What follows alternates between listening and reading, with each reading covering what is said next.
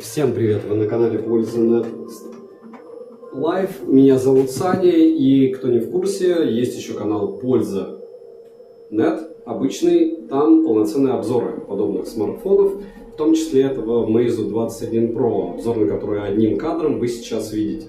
В чем особенность этих обзоров, каждый раз напоминаю, и я думаю, что не зря, потому что кто-то смотрит это первый раз.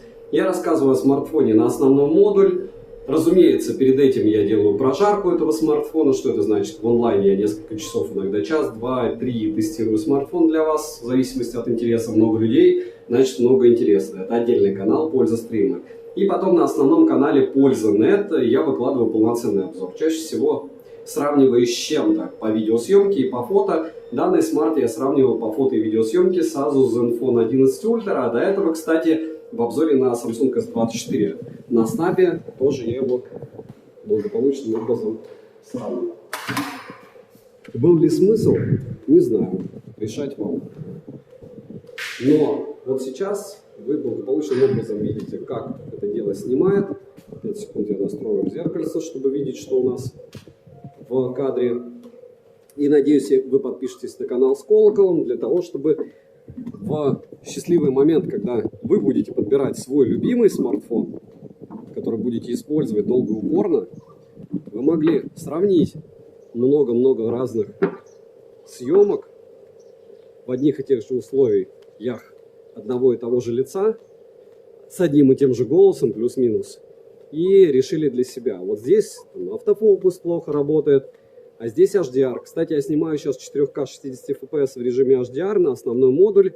И напоминаю, что подпишитесь на основной канал, на телеграм-канал скидок взаимопомощи, мой личный телеграм-канал по ссылкам в описании. На основном канале я раз в месяц уже разыгрываю смартфон. Первые 3 месяца это Poco X6 Pro. Так что, я думаю, вам будет интересно, кому-то из вас. Переходим, собственно, к обзору самого смартфона. Что такое Meizu? Meizu — это бренд, который постоянно говорит, что я закрываюсь, но не закрывается. После Meizu 20, Meizu 21, точнее, после Meizu 21 они сказали, мы больше смартфоны выгружать не будем, и выгрузили Meizu 21 Pro. Притом оформили все это дело как что? Правильно, как какой-то там терминал, а-ля это не смартфон. Сколько они еще терминалов будут выпускать, вопрос дня, но я думаю, еще много и еще долго. Но об этом я разглагольствовать не собираюсь. Я хочу вам рассказать о том, что комплект поставки хороший, там есть и кабель, и чехол, и все вроде бы хорошо в этом смысле. Почему? Потому что не нужно ничего докупать, но это с одной стороны. С другой стороны, мы прекрасно помним, что смартфон в глобальной версии не поставляется, то есть вы его потом будете перепрошивать с эдитом, и все у вас, точнее не перепрошивать, а благополучным образом, извините, его русифицировать. Но полностью русификация не получится. Камера будет на русском, все остальное как пойдет. Вот кружочком, получается, я увеличиваю до X10 с основного модуля съемку. Вот так вы сможете снимать.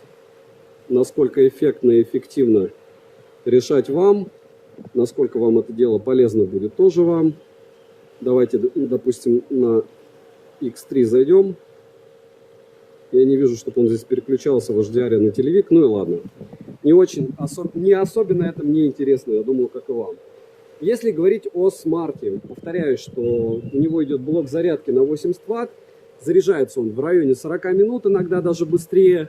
Это довольно хорошо. Защита от влаги IP60, по-моему, 8, может 67, вру. Но одно могу сказать, что мое утопление он пережил, и мне от этого хорошо. Если говорить про Type-C, к сожалению, он версии 2.0. К сожалению, к телеку он у меня не подключился. Android Auto, разумеется, у вас, скорее всего, работать не будет, если вы его вдруг купите. Хотя мне кажется, что все смотрят, извините за грубость и за мой французский, по приколу этот обзор. Чему я безумно рад и безумно вам благодарен, если вы его смотрите. Потому что, опять же, смотрите, бренд, который не имеет огромного какого-то подразделения инженеров, бренд, который не имеет огромного количества денег. Понятно, что можно сказать, что гили, что у них много средств для того, чтобы потратиться.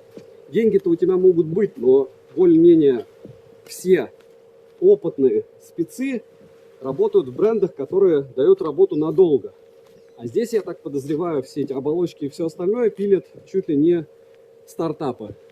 Но повторяюсь, что получилось неплохо. Из интересного здесь, помимо защиты от влаги, колечко, индикатор.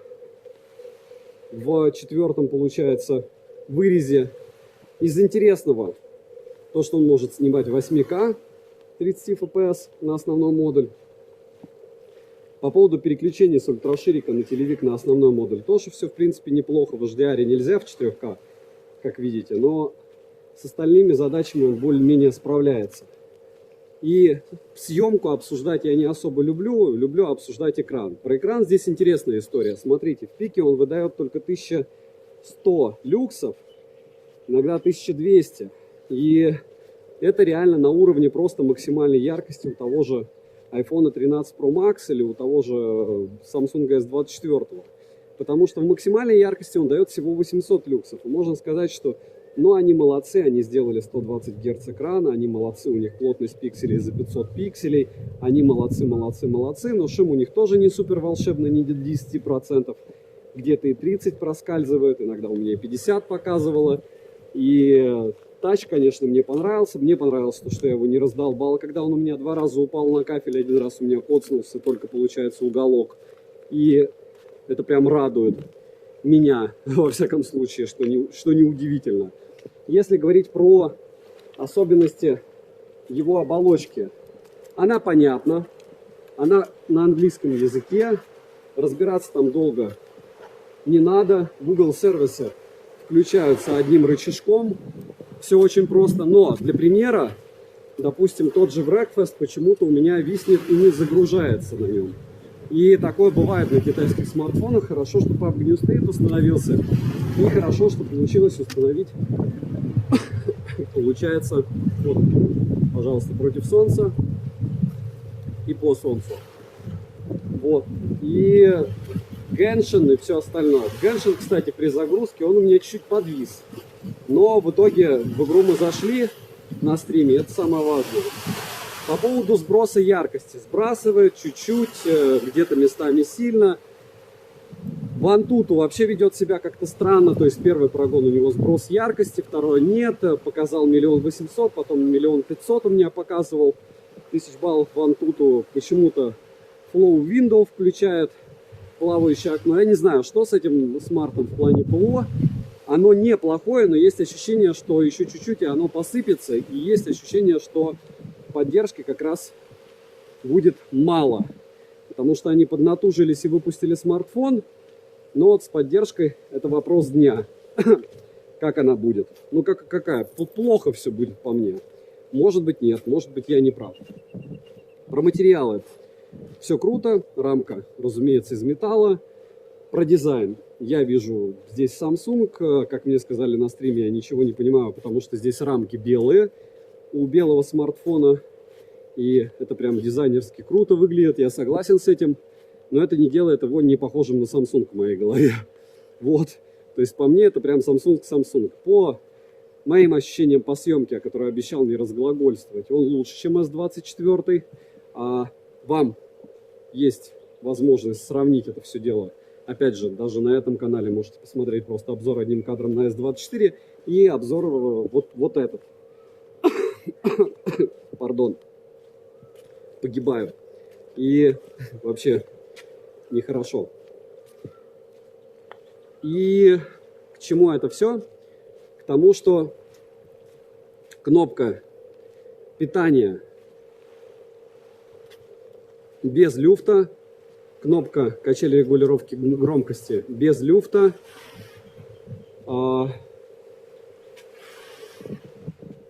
Сейчас я 5 секунд посмотрю, 9 минут.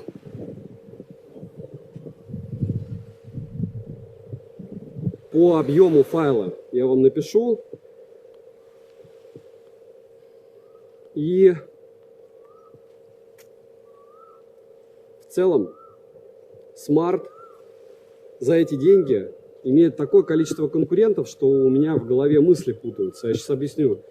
Смотрите, OnePlus 12 стоит плюс-минус столько же, притом в глобалке. S24 Plus Samsung, пожалуйста. Помимо этого, просто бешеное количество всяких IQ 12, 12 Pro, Vivo X100 Pro. И в этот момент, когда ты там вспоминаешь, что можно его по Find X6 Pro купить, X7 Ultra, возникает вопрос, а почему Meizu? И вот вместо того, чтобы сейчас вам рассказывать еще какие-то особенности из разряда реверсивной зарядки, беспроводной зарядки и остальных прелестей, я у вас спрошу, а почему кто-то должен выбрать смартфон Meizu?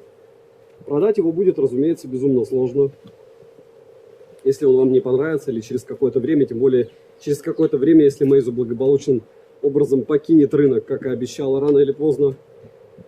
И в итоге вы получаете очень дорогую игрушку за очень большие деньги, за которые вы можете купить очень много всего. Точнее, практически все. Даже iPhone 15 Pro. Чуть-чуть подкинуть и получится. Поэтому девайсу от меня, учитывая стоимость, однозначно нет. Учитывая материалы и все остальное, и качество исполнения, если бы они не закрывались, однозначно да. Но они вот этими вот играми с закрытием себе, по мне, могилу вырыли уже давно. А сейчас еще и присыпали себя же. Может быть, я не прав. Мне было интересно этот смарт тестировать, я однозначно смогу его продать, потому что много людей его не покупало, а многим он интересен. Скорее всего, они же его будут продавать. Добра и удачи вам, дорогие друзья!